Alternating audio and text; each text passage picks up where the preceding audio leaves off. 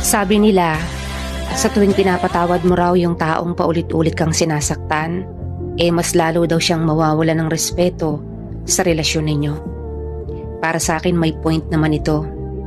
Kasi pansin mo naman siguro na sa tuwing pinapatawad mo yung tao, imbes na magbago, inuulit-ulit niya pa rin yung mga bagay na ikakasakit mo or dahilan para mag-away kayo.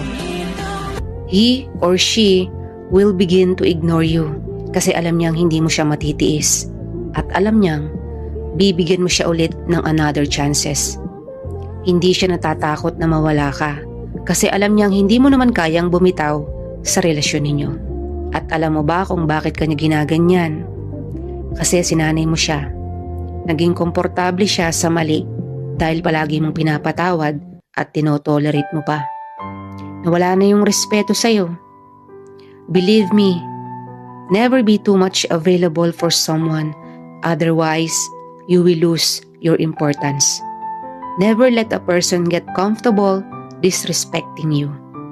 Pwedeng humingi ng patawad pero tanggapin nyo na wala nang mababalikan pa pagdating sa relasyon. Isa pa, hindi madaling kalimutan ng nakaraan. Hayaan mong maging aral yung nangyari at dapat may natutunan ka. Mahirap kapag pabalik-balik ang problema, lalo na sa magulong relasyon.